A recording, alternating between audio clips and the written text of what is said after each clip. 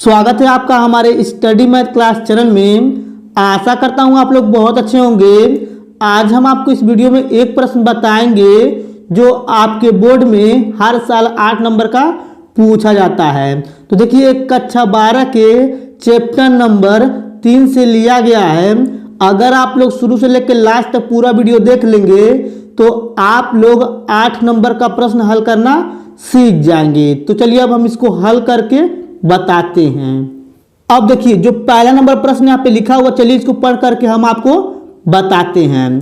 तो देखिए यहाँ पे लिखा हुआ यदि a बराबर आप व्यू हो तो स्थापित कीजिए a एडज्वाइन a बराबर साड़ी a आई तथा a इनवर्स ज्ञात कीजिए। देखिए हमें स्थापित भी करना है दोनों पक्षों को और a इनवर्स का भी मान निकालना है। चलिए इसको हल करके बताते हैं। अब देखिए जो यहाँ पे a बराबर दिया, पहले क्या करेंगे सिंपल तरीके से इसको उतार लेंगे।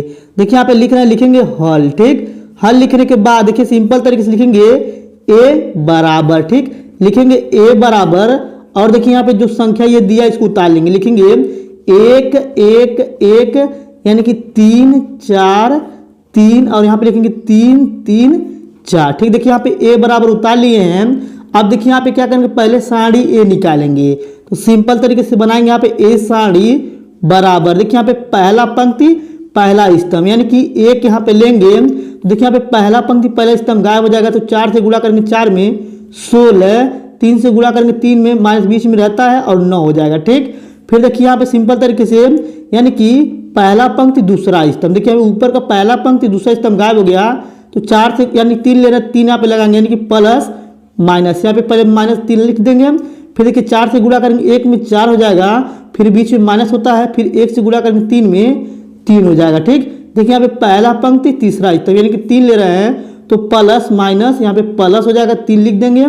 अब देखिए यहाँ पे पहला पंक्ति तीसरा स्तंभ यानी कि 3 से गुणा करेंगे 1 में 3 हो जाएगा, 1 से गुणा करेंगे 4 में तो माइनस 4 हो जाएगा। ठीक है, कोष्टक में माइनस होता है। ठीक, अब देखिए यहाँ पे बराबर लगाएंगे, यहाँ पे लिखेंगे 1 गुणे, कोष्टक के बाहर गुणा होता है। देखिए यहाँ पे 16 में से 9 घटाएंगे तो 7 बचेगा, फिर माइनस यहाँ पे लिखेंगे गुणे यानी कि 3 गुणे 4 में से 1 घटाएंगे 1 बचेगा, फिर यहाँ पे लिखेंगे प्लस गुणे, यहाँ पे देखिए गुणा लगा देंगे तो अगर हम 4 में से 3 घटाएंगे तो माइनस 1 बचेगा। ठीक, अब देखिए यहाँ पे 7 1 कम 7, यहाँ पे हो जाएगा 3 1 कम 3 और यहाँ पे जाएगा माइनस 3। ठीक, अब देखिए यहाँ पे लिखेंगे साड़ी a बराबर, यहाँ पे देखिए 7 माइनस 6 हो जाएगा।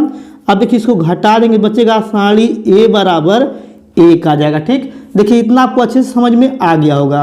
अब चलिए थोड़ा सा ऊपर करके अब हम एडज्वाइन निकालते हैं। ठीक, अब देखिए ऊपर करने के बाद a का मान नहीं दिख रहा तो उसको क्या किया, पहले यहाँ पे नीचे लिख दिए। ठीक है, अब देखिए पहले क्या करेंगे सिंपल तरीके से यहाँ पे निकालेंगे उपसाड़ी। ठीक है, लिखेंगे यहाँ पे उपसारणी। ठीक है, पहले उपसाड़ी निकालेंगे सिंपल तरीके से, आपको समझ में आ रहा होगा। ठीक है, अब देखिए उपसाड़ी निकालने के लिए यहाँ पे पहला एक नियम होता है।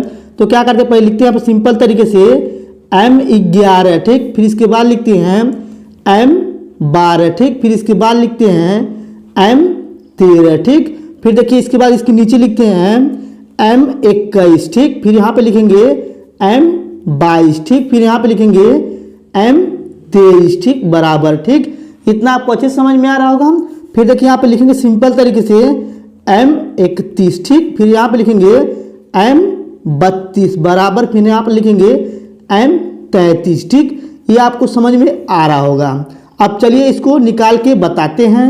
अब देखिए m11 निकालने के लिए क्या करते हैं, यानी कि पहला पंक्ति पहला स्तंभ गायब। तो क्या करेंगे 4 से गुणा करेंगे 4 में तो हो जाएगा यहाँ पे 16, और देखिए 3 से गुणा करेंगे 3 में तो 9 हो जाएगा, यहाँ पे पहले लिख लेंगे। ठीक है, फिर देखिए यहाँ पे पहला पंक्ति दूसरा स्तंभ यानी कि पहला पंक्ति दूसरा स्तंभ गायब। 4 से गुणा करेंगे 1 में तो 4 हो जाएगा, 1 से गुणा करेंगे 3 में तो माइनस 3 हो जाएगा। ठीक, फिर देखिए यहाँ पे यानी कि पहला पंक्ति तीसरा स्तंभ, तो क्या करेंगे 3 से गुणा करेंगे 1 में 3 हो जाएगा, फिर देखिए 1 से गुणा करेंगे 4 में माइनस 4 हो जाएगा। ठीक है, अब देखिए उसी प्रोसेस से क्या करेंगे, यहाँ पे m21 निकालेंगे, यानी कि देखिए सिंपल तरीके से दूसरा पंक्ति पहला स्तंभ, 4 से गुणा करेंगे 3 में तो 12 हो जाएगा। ठीक, यानी कि दूसरा पंक्ति पहला स्तंभ, और देखिए 3 से गुणा करेंगे 3 में तो 9 हो जाएगा। ठीक है, फिर देखिए यहाँ पे दूसरा पंक्ति दूसरा स्तंभ 4 से गुणा करेंगे 1 में तो 4 आ जाएगा, 1 से गुणा करेंगे 3 में तो -3 आ जाएगा। ठीक है,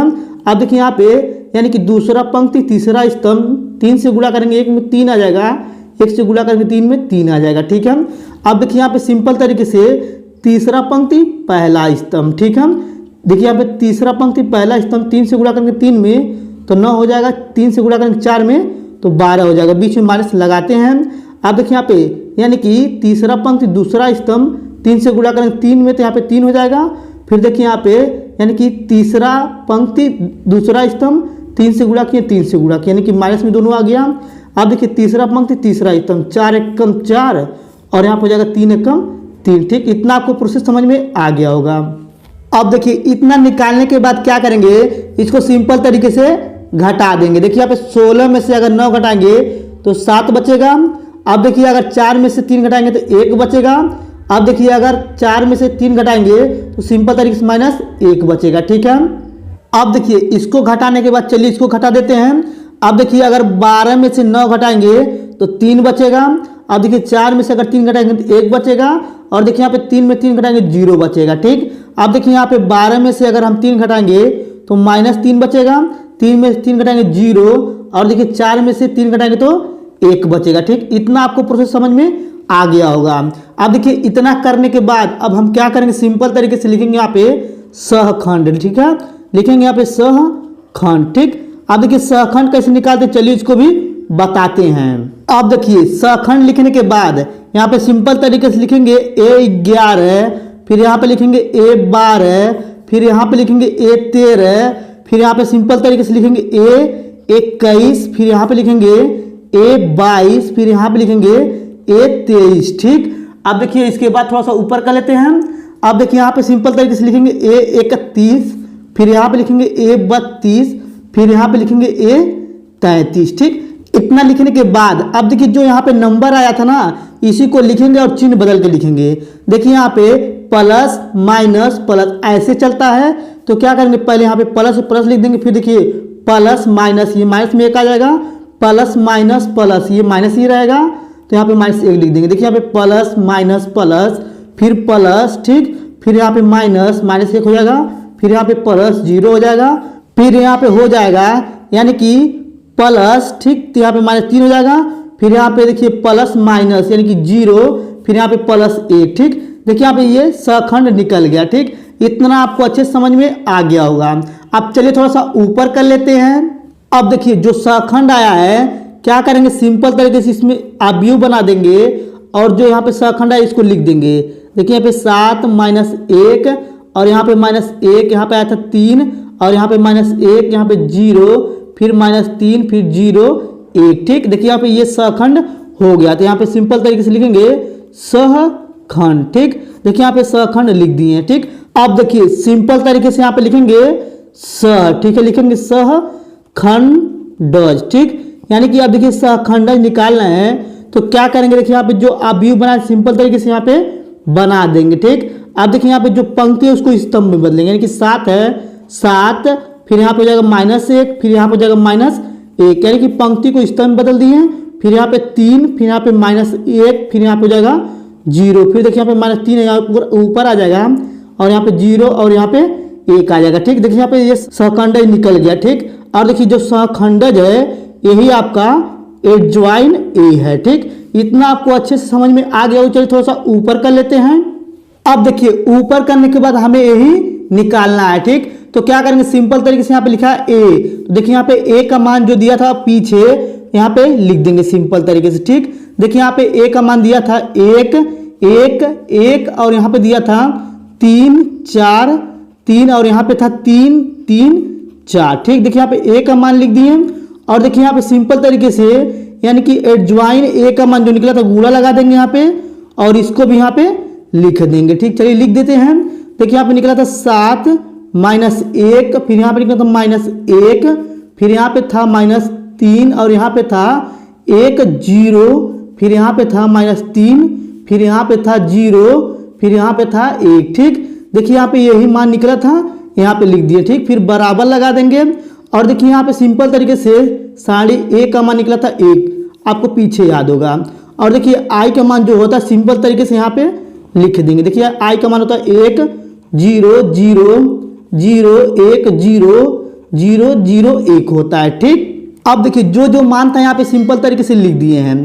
अब देखिए यहाँ पे क्या करेंगे, पंक्ति से स्तंभ में गुणा करेंगे, यानी कि 1 से गुणा करेंगे 7 में 7 लिखेंगे, फिर 3 से गुणा करेंगे -1 में -3 लिखेंगे यहाँ पे, फिर देखिए 3 से गुणा करेंगे -1 में -3 लिख देंगे। ठीक, फिर देखिए यही पंक्ति से स्तंभ में दूसरे स्तंभ में करेंगे, यानी कि हो जाएगा -3, फिर देखिए 3 से गुणा करेंगे 1 में +3 हो जाएगा, फिर देखिए 3 से गुणा करेंगे 0 में 0 हो जाएगा। ठीक, फिर देखिए यही पंक्ति से तीसरे स्तंभ में करेंगे, तो यहाँ पे सिंपल तरीके से हो जाएगा -3, फिर देखिए 3 से गुणा करेंगे 0 में 0 हो जाएगा, फिर 3 से गुणा करेंगे +3 हो जाएगा। ठीक, फिर देखिए इस प्रकार से आप भी बना देंगे। ठीक, अब देखिए फिर यहाँ पे क्या करेंगे, दूसरे पंक्ति से इन तीनों स्तंभ में करेंगे, तो देखिए 1 से करेंगे 7 में 7 हो जाएगा, 4 में करेंगे तो -4 हो जाएगा, फिर देखिए 3 से करेंगे माइनस में 1 में तो माइनस हो जाएगा। ठीक, फिर देखिए 1 से करेंगे 3 में तो -3, 4 से करेंगे 1 में +4 हो जाएगा, फिर देखिए 3 से करेंगे 0 में तो 0 हो जाएगा। ठीक, फिर देखिए इससे क्या करेंगे, इसमें करेंगे यानी कि इस स्तंभ में, यानी कि 1 से गुणा करेंगे -3, फिर 4 से गुणा करेंगे 0,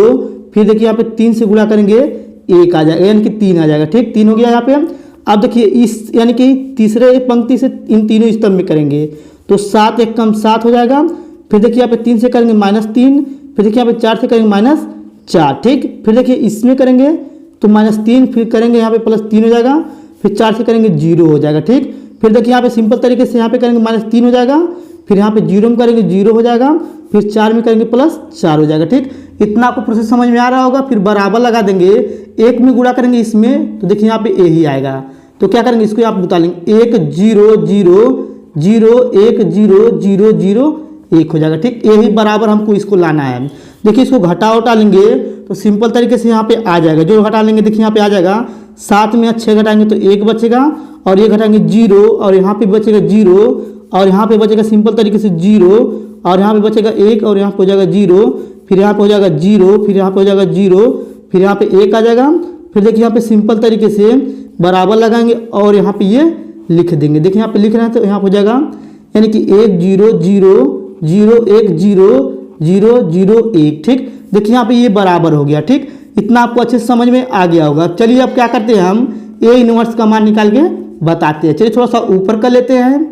अब देखिए यहाँ पे ए इनवर्स किस प्रकार से निकलता है यहाँ पे लिख दिए हैं, यानी कि ए इनवर्स निकालने के लिए क्या करते हैं, लिखते हैं एडजॉइन ए यानी कि बटा साड़ी ए। ठीक, देखिए यहाँ पे सिंपल तरीके से एडजॉइन ए का मान जो दिया था सिंपल तरीके से यहाँ पे लिखेंगे, तो देखिए यहाँ पे दिया था, तो चलिए यहाँ पे लिख के दिखा देते हैं। तो दिया था आपका 7 -1 फिर यहाँ पे -3 फिर 0 यानी कि सॉरी यहाँ पे 1 था, 1 0 फिर यहाँ पे -3 फिर यहाँ पे जो है 0 1। ठीक, फिर देखिए यहाँ पे बटा साड़ी ए का मान जो था 1 था।